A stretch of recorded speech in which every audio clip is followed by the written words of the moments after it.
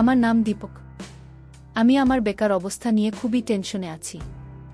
জায়গায় জায়গায় চাকরি খুঁজতে খুঁজতে ক্লান্ত হয়ে পড়েছি। আজকে এক জায়গায় আমার ইন্টারভিউ ছিল, কিন্তু সেখানেও চাকরি পেলাম না। প্রচণ্ড গরমে কপালের ঘাম মুছলেন আর গভীর নিঃশ্বাস নিয়ে ভাবলাম, আজকে যে সূর্যের চারিদিকে আগুন লাগিয়ে দিয়েছে, মনে হচ্ছে সূর্যদেব আমার পরীক্ষা করছেন। আগে থেকেই চাকরির টেনশনে ছিলাম, আর আজকে এত গরম মাথা খারাপ করে দিল। আমি আমার হাতে ধরা ফাইল মাথার উপরে নিয়ে নিজেকে সূর্যের হাত থেকে বাঁচানোর চেষ্টা করলাম। রাস্তার পাশ দিয়ে বড় বড় পায়ে হেঁটে যাচ্ছিলাম।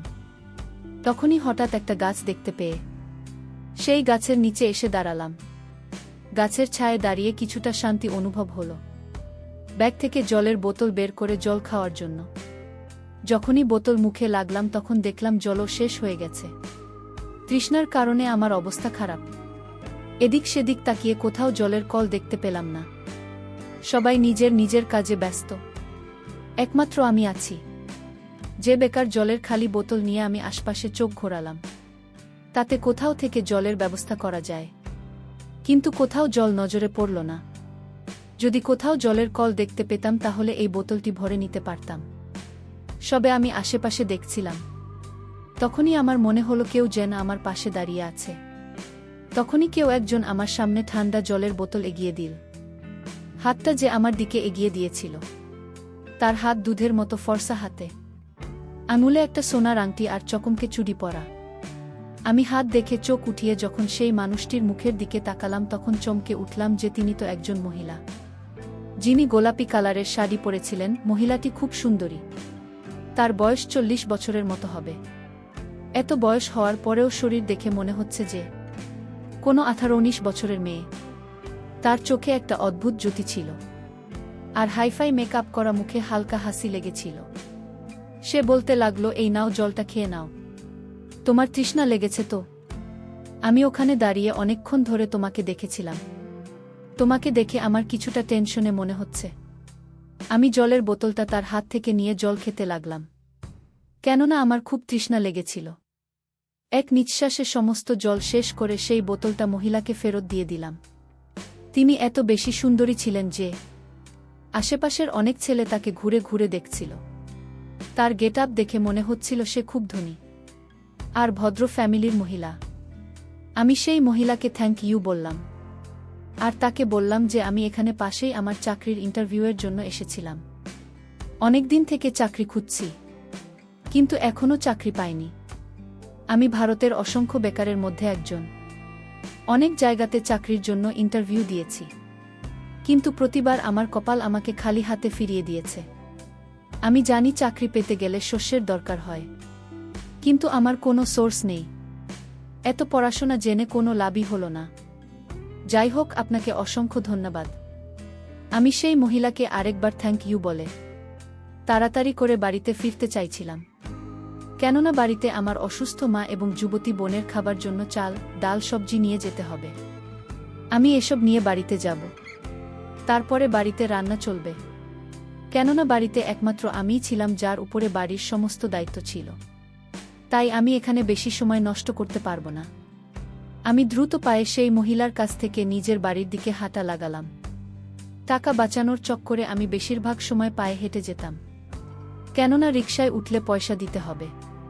কেউ তো আর ফিতে আমাকে বাড়ি অবধি পৌঁছে দেবে না। টাকা পয়সার খুব অভাব ছিল, তাই অনেক ভেবে চিন্তে চলতে হতো। আমি সবেমাত্র সেই নির্জন জায়গা ছেড়ে এগিয়ে এসেছিলাম, তখনই মনে হলো কেউ যেন আমার পিছনে নিয়েছে। আমি পিছন দিকে তাকিয়ে দেখলাম গোলাপি শাড়ির মহিলা আমার পিছন পিছন আসছেন। আমি তাকাতে এসে হালকা হেসে আমার দিকে দেখতে লাগল। প্রথমে ভাবলাম এই মহিলার বাড়ি হয়তো এই দিকেই, কিন্তু সে পায়ে হেঁটে কেন যাচ্ছেন, এসব ভাবতে ভাবতে আমি এগিয়ে যাচ্ছিলাম। সেই মহিলাও আমার পাশে এসে আমার সঙ্গে সঙ্গে হাঁটতে লাগল। আমি 1 সেকেন্ডের জন্য থেমে গেলাম। আমার থামার সাথে সাথে সেও থেমে গেল। এই মহিলার ব্যবহার আমার খুব অদ্ভুত লাগে। না হলে এত সুন্দরী একজন মহিলা আমার পেছনে নেবে কেন? কিন্তু তবু আমি তার দিকে ঘুরে তাকিয়ে থাকে বললাম, কি ব্যাপার ম্যাডাম, আপনি আমার পিছন পিছন আসছেন কেন? আপনাকে কি আপনার জলের দাম দিতে হবে? আমার এই কথা শুনে সে হাসতে লাগল। আর নিজের ব্যাগ থেকে একটা প্যাকেট বের করে আমার হাতে দিয়ে বলল। প্যাকেটটা দেখে শক হয়ে গেলাম যে এর মধ্যে কি আছে, আর এই অপরিচিত মহিলা কেনই বা আমাকে যেটা দিচ্ছেন। প্যাকেটটা খুলে দেখি আমি হঠাৎ ঝটকা অনুভব করলাম। আমার হাত কাঁপতে লাগল। এর ভিতরে তো অনেক টাকা, যেটা আমি গুনতেও পারছি না, কিন্তু আনুমানিক ৫৭ লাখ টাকার কম না। এদিকে আমার পকেটে শুধু ৫ টাকার মতো পড়ে আছে। মহিলাটি বললেন, এখানে ৫ লাখ আছে, আমি এই টাকাটা তোমাকে দিয়ে দেব। এটা তোমার হতে পারে। তুমি কি এই ৫ লাখ টাকার মালিক হতে চাও? মহিলাটির কথা শুনে আমি অবাক হয়ে গেলাম। তিনি আমাকে কোনো কাজের জন্য এত টাকা দিচ্ছেন। আমি জিজ্ঞেস করলাম, আপনি এত টাকা আমাকে কেন দিতে চান? আমি তো আপনাকে চিনিই না। আমি আপনার কোনো কাজ করেছি? তাহলে আপনি কেন এত টাকা আমাকে দিতে চাইছেন ম্যাডাম? আপনি কি আমাকে বোকা বানাচ্ছেন? সেই মহিলা আমার দিকে তাকিয়ে বললেন, তোমাকে একটা কথা বলতে চাই, কিন্তু এখানে নাচলো সামনে কোথাও বসে ধীরে সুস্থে কথাবার্তা বলি। সেই মহিলাটা আমার আগে আগে চলছিল, আর আমি তার পিছনে পিছনে। আমার মন যেন খুশির ডানা মেলেছিল। আমি তো ৫ লাখ টাকার জন্য সব কিছু করতে রাজি। এই ৫ লাখ টাকা আমার মতো গরিবের জন্য কম টাকা নয়। ৫ লাখ টাকা পেলে আমি তো নিজে কোনো ব্যবসা করতে পারব। কিন্তু আমার মনে অনেক প্রশ্ন উকি মারছিল। ওই মহিলা হাঁটতে হাঁটতে আমাকে একটা রেস্টুরেন্টে নিয়ে গেল। রেস্টুরেন্টের ভেতরে আসার পরে আমরা দুজন এক কোণে বসলাম। তিনি ওয়েটারকে বলে কফির অর্ডার দিলেন। কিছু সময় পরেই তার ফোনে কারো ফোন এল, আর সে কথা বলার জন্য চলে গেল। সেই সময় আমি আশেপাশে তাকিয়ে রেস্টুরেন্টে ভালোভাবে দেখছিলাম। এটা অনেক বড় রেস্টুরেন্ট, আর এখানে ধনী লোকেরাই আসে। আমি তো কখনো এর পাশ দিয়ে যাইনি, কেননা আমার এত ক্ষমতা নেই। কিছু সময় পরে সেই মহিলা এসে চেয়ারে বসে পড়ল। ওয়েটার কফি নিয়ে এসেছিল। তিনি আমাকে বললেন, কফি খেতে খেতে কথা বলি। আমার মনে বারবার এই প্রশ্ন জেগে উঠছিল না, জানিয়ে মহিলা আমাকে কি কথা বলবেন। সে আমাকে দিয়ে কোনো উল্টোপাল্টা কাজ করবেন না তো, যেটা আমি করতে পারবো না। আমি একজন সৎ ছেলে, সারা জীবন আমি সব ভাবে থেকেছি। আমি কখনো কোনো অন্যায় কাজের কাছেও যাইনি। কফি খেতে খেতে সে আমাকে যে কাজের কথা বলল, সেটা শুনে তো আমার হুঁশ উড়ে গেল। কেননা তিনি বলতে লাগলেন, তোমাকে এক রাত আমার মেয়ের রুমে থাকতে হবে। আমার মেয়ে ছেলেদের প্রতি খুব, তোমাদের মতো ছেলের জন্য সে পাগল হয়ে থাকে। আগামীকাল আমার মেয়ের জন্মদিন, তাই আমি ওকে তোমার মতো যুবক আর স্মার্ট ছেলেকে ওকে গিফট করতে চাই। ওই মহিলা এত বেশি পাগলের মতো কথা বলছিল যে আমি তার কথা শুনে হতবাক হয়ে গেলাম। আমি তো কখনো স্বপ্নেও ভাবতে পারিনি যে এরকম একজন সুন্দরী মহিলা লিমিট ক্রস করে দেওয়ার মতো কথা বলতে পারে। এ কেমন মা যে নিজের মেয়ের জন্য কোনো যুবক ছেলের বন্দোবস্ত করছে। লজ্জা আমি নিজের গান বন্ধ করে নিতে চাইছিলাম। আমি বললাম, ক্ষমা করবেন ম্যাডাম, আমি গরিব, কিন্তু এরকম করতে রাজি নই। এই কথাটা বলে আমি সেখান থেকে উঠে যেতে লাগলাম। তখনই সে আবার সেই প্যাকেট বের করল, যেটাতে আরও ৫ লাখ টাকা বেশি ছিল। এখন আমাকে ১০ লাখ টাকা বের করে দেখালেন। সেটা আমার সামনে রেখে ফাঁকা করে সেই টাকাটা আমাকে দেখানোর চেষ্টা করতে লাগল। তার এই কাজ আমাকে আবার সেখানে বসে পড়তে বাধ্য করে দিল। আমি নিজের জীবনকে শোধরাতে চাইলাম, কিন্তু আমি দূর অবধি আর কোনো আশা দেখতে পাচ্ছিলাম। এটা আমার কাছে একটা গোল্ডেন চান্স, যেটা অ্যাকসেপ্ট করে নিলে হয়তো আমার জীবন বদলে যাবে। আমি সেই মহিলার দিকে তাকালাম, যে নিজের হাতে টাকাটা না দিয়ে আমাকে লোভ দেখাচ্ছিল। আর বল, ভেবে নাও, এটাতে তোমার লাভ মাত্র এক রাতের ব্যাপার, আর এই এক রাতে তোমার কপাল বদলে যেতে পারে। আমার তোমাকে অভাবে মনে হলো, সেই কারণে ভাবলাম তোমার সাহায্য করি। না হলে আমার মেয়ের জন্য ছেলেদের কোনো অভাব হবে না। শুধু এক রাতে এত টাকা পাচ্ছ, তাহলে তোমার অসুবিধা কোথায়? নাকি তুমি এতটা সামর্থ্য নেই যে তুমি পারবে না তার সাথে? এই কথা বলে সে চুপ করে হাসতে লাগল। আমি এদিকে খুব লজ্জায় পড়ে গেলাম। আমি ভাবছি আমি কি করব, এই মহিলার কথা কি মেনে নেব, নাকি এই মহিলাকে না করে দিয়ে বাড়ি চলে যাব। কিন্তু বাড়িতে তো খুব অভাব, মা ও অসুস্থ, আমার মাথায় কিছু আসছিল না যে আমি কি করব। বোনও আছে যাকে বিয়ে দিতে হবে। আমি ছাড়া বোন আর মায়ের কেউ নেই, আমাদের তেমন কিছুই নেই। মা অনেক কষ্ট করে আমাকে পড়াশোনা শিখিয়েছেন, কিন্তু তবু আমি বেকার। আমি তাড়াতাড়ি করে সিদ্ধান্ত নিয়ে সেই মহিলার কথাতেই রাজি হয়ে গেলাম। সে হাসতে হাসতে বলল, আমি তোমার কাছ থেকে এটাই আশা করছিলাম। এতে তোমারই লাভ। এরপরে সে আমাকে ওই 10 লাখের মধ্যে থেকে 5 লাখ দিয়ে বলল, এটা তোমার অ্যাডভান্স, যাও, বাকি টাকা হওয়ার পরেই পেয়ে যাবে। আমিও ওই 5 লাখ নিয়ে নিজের বাড়ির দিকে চলে এলাম। সেই মহিলা আমাকে নিজের মোবাইল নাম্বার আর বাড়ির অ্যাড্রেস দিয়ে দিন, আর বলে দিয়েছিল যে আমাকে কোনো সময় তার বাড়িতে যেতে হবে। আমি সেখান থেকে ফেরার পথে বাজারে গেলাম, কেননা আমার ফিরতে অনেক দেরি হয়ে গেছে। তাই মায়ের কিছু ওষুধ আর ফলমূল নিয়ে হোটেল থেকে খাবার কিনে নিয়ে বাড়িতে এলাম। সঙ্গে বাড়ির জন্য কিছু চাল, ডাল, তরিতরকারি আনলাম। আমার মা আমার হাতে এত জিনিস দেখে আর হোটেল থেকে আনা খাবার দেখে হতবাক হয়ে গেলেন, কেননা এর আগে আমি কখনো এত জিনিস নিয়ে বাড়ি আসিনি। মা আর বোন আমাকে প্রশ্ন করতে লাগল, তুমি এত কিছু কিভাবে নিয়ে, এত টাকা তোর কাছে কোথা থেকে এল? সকালে তুমি বলেছিলে যে তোর কাছে টাকা নেই।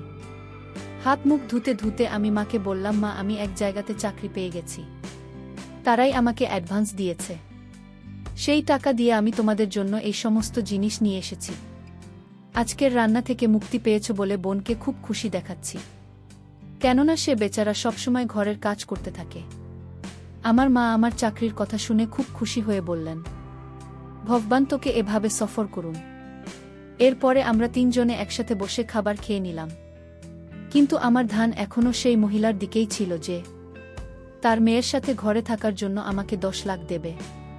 এটা কি সত্যি নাকি আমাকে বোকা বানাল? এখন যাই হোক, এটা সত্য তা তো কালকেই জানতে পারব। আমি পরের দিন সকাল সকাল তৈরি হয়ে ঘর থেকে বেরোতে যাব।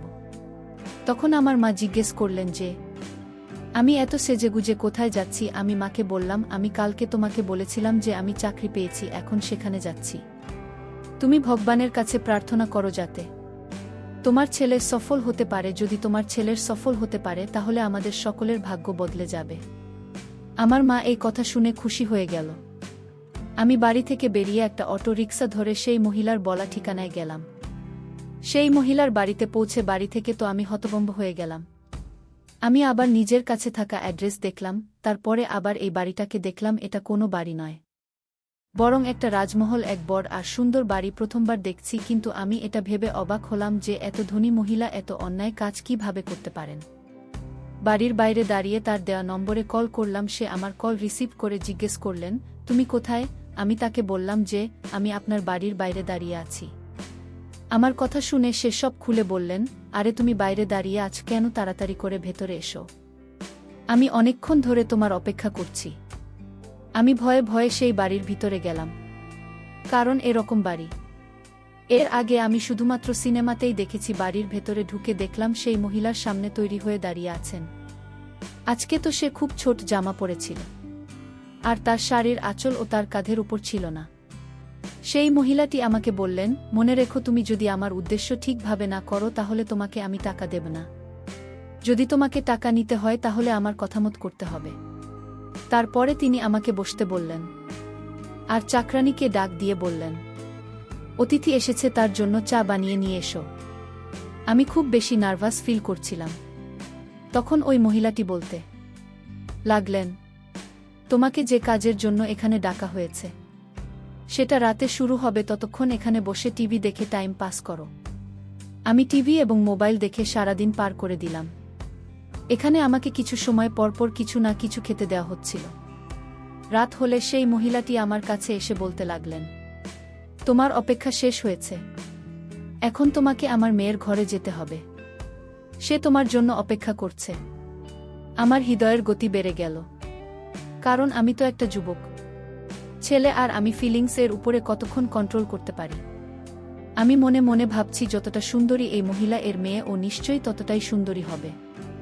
আর যেখানে মা নিজেই নিজের মেয়ের ঘরে আমাকে পাঠাচ্ছেন, সেখানে আমি কেন এই সবের জন্য নিষেধ করব? আমি সেখান থেকে সিঁড়ি দিয়ে উঠতে উঠতেই মহিলার মেয়ের ঘরের বাইরে এসে পড়লাম।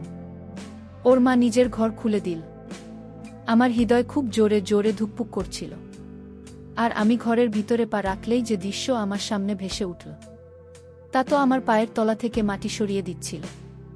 ঘরটা এমনভাবে সাজানো হয়েছিল যে আজকে আমার বাসার রাত। একটা ভীষণ সুন্দরী মেয়ে বিছানায় শুয়েছিল, এত বেশি সুন্দরী মেয়ে আমি এর আগে কখনো দেখিনি। কিন্তু একটা অদ্ভুত ব্যাপার হলো যে মেয়েটা হয়তো ঘুমিয়েছিল, অথবা বেহুশ হয়েছিল। আমি তাকে শুয়ে থাকতে দেখে তার মাকে প্রশ্ন করলাম যে, আপনার মেয়ে শুয়ে আছে কেন? তখন মহিলা আস্তে আস্তে বলতে লাগলেন যে অজ্ঞান হয়ে আছে, আর আমি নিজেই অজ্ঞান করে দিয়েছি। তোমাকে যেটা বলেছি তুমি শুধু সেটাই করো, আর সম্পূর্ণ হয়ে গেলে তুমি তোমার বাকি টাকা নিয়ে চলে যেও। আর বাইরে থেকে দরজা বন্ধ করে দিলেন। আমি আস্তে আস্তে হাঁটতে হাঁটতে ওই মেয়েটার পাশে গিয়ে দাঁড়ালাম। মেয়েটি এত বেশি সুন্দরী ছিল যে তার মুখের উপর থেকে আমার চোখ সরছিল না। আমি তাকে দেখতে থাকলাম। তারপরে উদ্দেশ্যের জন্য আমাকে টাকা দেওয়া হতো। আমি সেই উদ্দেশ্য দিকে ধ্যান দিলাম। এই ঘরে আমার প্রায় 2 ঘন্টা কেটে গেছে, আর এই মেয়েটা আমার হৃদয় চুরি করে নিয়েছে। আমি ঘরের জানলা দিয়ে বাইরে তাকিয়ে দেখলাম মেয়েটার মা না জানি কোনো চিন্তার হাঁটাহাঁটি করছিলেন। হয়তো তিনি আমার অপেক্ষা করছিলেন। ই